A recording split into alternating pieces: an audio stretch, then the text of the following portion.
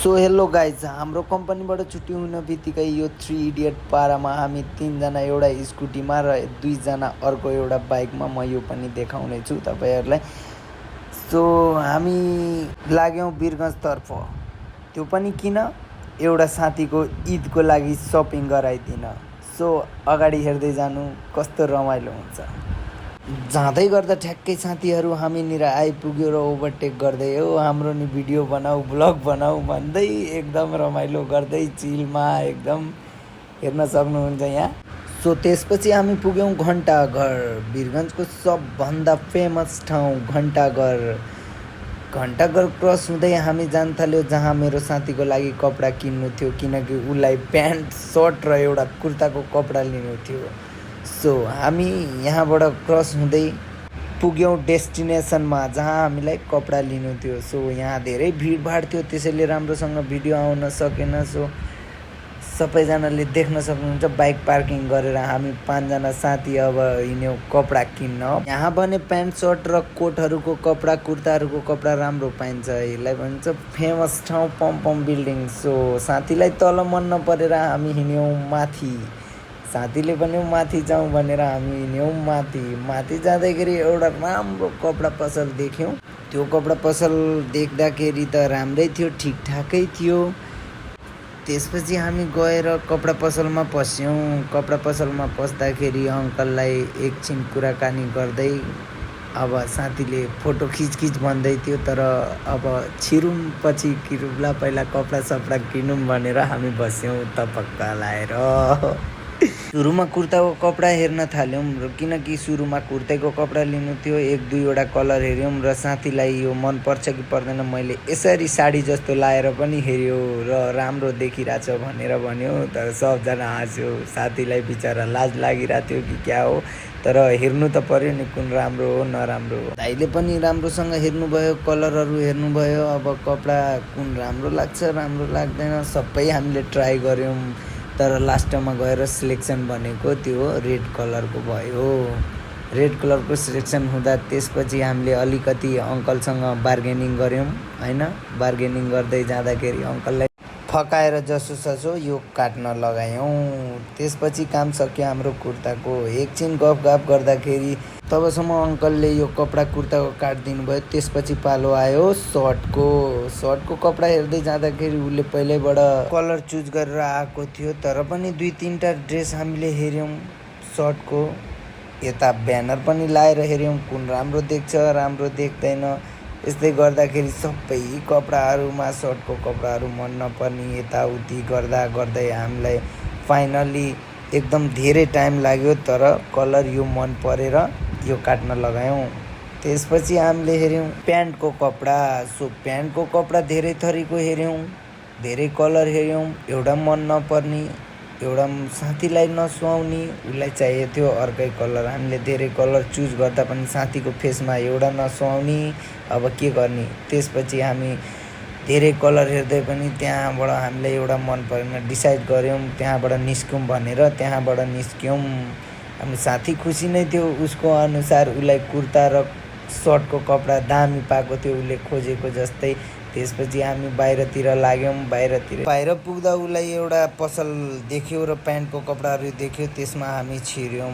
ल यो साथीलाई छिरौँ भनेको बाहिरै बस्ने रमाइलो, उसको त गाह्रो थियो, अब के गर्ने। अब हामी गयौँ प्यान्टको कपडा हेऱ्यौँ, 1-2टा कलर हेर्दै जाँदाखेरि फाइनली यो कलरको कपडा प्यान्टको लागि एकदम पर्फेक्ट देख्यौँ र यो प्याक गरेर हामी हिँड्यौँ बाहिरतिर जाँदाखेरि डिस्कसन गऱ्यौँ के खाने भनेर। अब के खाने सबलाई सोध्यौँ र लास्टमा अब एउटा साथी जानी भयो घर। सो हामीले उसलाई अटोमा चढाएर बाई गरिदियौँ। अनि त्यसपछि हामी लाग्यौँ उता घन्टाघरतिर, किनकि घन्टाघरनिर कपडा पनि सिलाउन दिनु थियो। सो हामी 2टा बाइकमा 2-2जना बसेर हिँड्यौँ घन्टाघरनिर।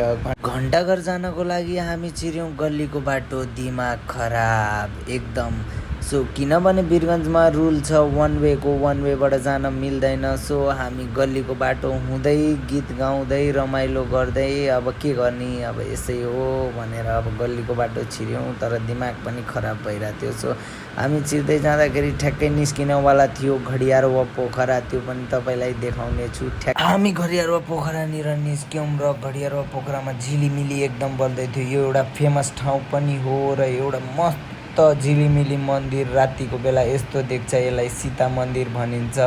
र हामी जाँदै गर्दा एक आपसमा डिस्कसन गर्दै सबैजना के खाने कता जाने भनेर डिस्कसन गर्दै हामी हिँडिरहेको थियौँ। बाइक दिमाग खराब नि भइरहेको थियो के खाने भनेर। ठ्याक्कै हामी त्यसपछि निस्क्यौँ गहुवामाई। वान वे खतम, यहाँबाट सुरु हुन्छ अब घन्टाघर जाने बाटो। घन्टाघर देख्न थालिसकेको थियो, त्यसपछि हामी घन्टाघर आइसकेको थियौँ र बाइक साइडमा पार्किङ लगायौँ र टक्क अब हामी पस्यौँ कपडा सिलाउने ठाउँमा। सो हामी 4 जना मात्रै बाँकी थियो अनि पछाडि बाइक पार्किङ लगाएर आउँदै थियो। एकदम गल्लीभित्र थियो यो पसल पनि, कहाँ अब बन्द गर्नै थाल्नु भएको थियो। छिटो छिटो हामी गयौँ, अनुसारको सिलाइदिनु भनेर डिस्कसन गऱ्यौँ अङ्कलसँग एकछिन।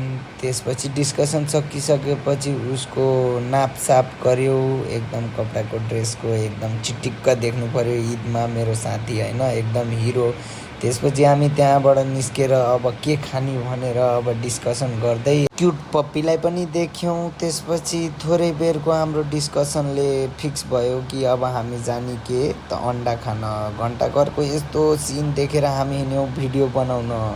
भिडियो बनाउँदै गर्दाखेरि सबैजनाले एक क्लिपको भिडियो बनायौँ।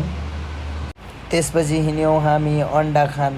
सो सबजना रमाइलो गर्दै हामी सब रमाइरहेको थियौँ बाइकमा। नाइट ड्राइभ एकदम कुल, मुड फ्रेस, एकदम न गाडी न केही, आरामले बिस्तारै हामी हिँडिरहेको थियौँ चिलमा। एकदम रमाइलो गर्दै जाँदाखेरि हामी पुग्यौँ अन्डा खाने ठाउँमा।